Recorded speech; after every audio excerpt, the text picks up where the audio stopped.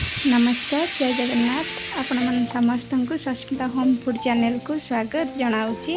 देखु आज मु भावी एक कीमा मसाला बनवाई आम कौन करवा ना प्रथमे अंडा को सिझे दबा।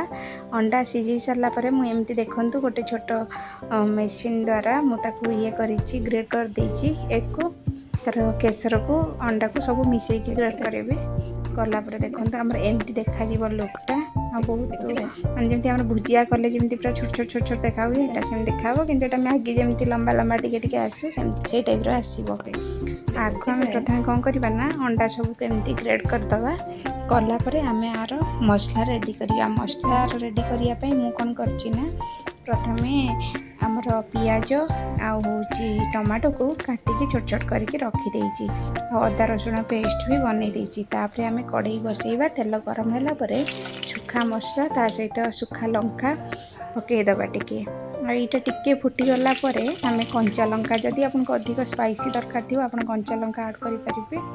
मत टे अधिक राग दरकार थी कंचा लंका ऐड कर आम पियाज को पकईबा। पियाज पकई सारापर नॉर्मली मुझे कौन करे ना टिके लुण पकई दिए। लुण पकईला टे घोड़े दिए।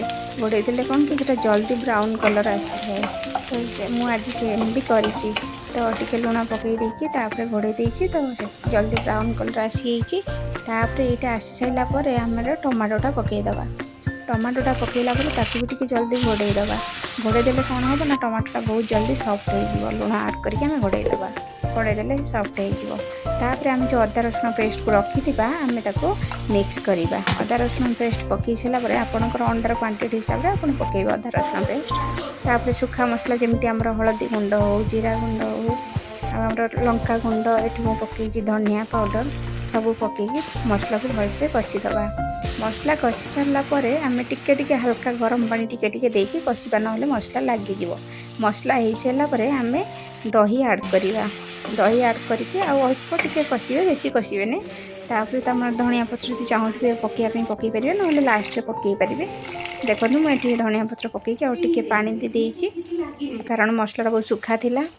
एबे अंडा कीमा को आम पकईदबा से पकईला आउ टिके को मिक्स करदबा भलसे। मुझे पानी आउ टिके देउची ग्रेवी ग्रेवी आउ टिके रहिले भल लगे तो गरम पानी सब बेले देबे तरकारी भल लगे पांचिया लगे नहीं।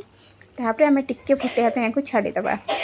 आ तरकारी रेडी हो सारापर आम कौन करवा ना ये बटर ऐड करती आप चाहिए बटर को गरम करिकी आ कलर जदि दरकार थी बटर गरम है लंका गुंड पकईकि पकईदेवे। मुझे डायरेक्ट पकई देती देखो आम अंडा कीमा मसला रेडी हो जाइए।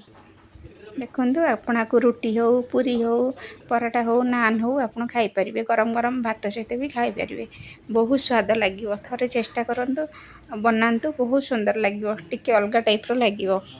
Thank you please like and subscribe.